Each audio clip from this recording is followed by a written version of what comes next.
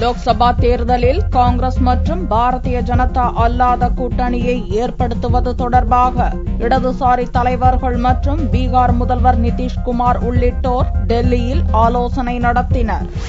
காங்கிரஸ் மற்றும் பாரதிய ஜனதா அல்லாத மாநில கட்சிகளை ஒருங்கிணைக்கும் முயற்சியில் இடதுசாரி தலைவர்கள் தீவிரம் காட்டி வருகின்றனர். லோக்சபா தேர்தலின் போதோ அல்லது தேர்தலுக்கு பின் அமையும் முடிவுகளை பொறுத்தோ மூன்றாவது அணியை அமைக்கும் முயற்சியாக இது மேற்கொள்ளப்படுகிறது. இதன் ஒரு பகுதியாக டெல்லியில் திங்களன்று காலை விருந்து ஆலோசனை கூட்டம் நடந்தது. முன்னாள் பிரதமரும் மதச்சார்பற்ற ஜனதா தளம் தலைவருமான தேவேகவுடாவின் வீட்டில் நடந்த இக்கூட்டத்தில் 11 கட்சிகளின் தலைவர்கள் கலந்து கொண்டனர். மார்க்சிஸ்ட் கம்யூனிஸ்ட் பொதுச் செயலாளர் பிரகாஷ் காரத், இந்திய கம்யூனிஸ்ட் மூத்த தலைவர் ஏபி பரதன், பார்வர்ட் பிளாக் பொதுச் செயலாளர் பிஸ்வாஸ் உள்ளிட்டோர் கலந்து கொண்டனர். பீகார் முதல்வர் நிதிஷ்குமாரின் டெல்லி பயணத்தை ஒட்டி இந்த சந்திப்புக்கு ஏற்பாடு செய்யப்பட்டது. பிப்ரவரி 5ஆம் தேதி இக்கட்சி தலைவர்களின் கூட்டத்தில் பார்லிமென்டில் ஓரணியாக செயல்பட எடுக்கப்பட்ட முடிவை தொடர்ந்து அடுத்த கட்ட செயல் திட்டங்கள் குறித்து இதில் விவாதிக்கப்பட்டது.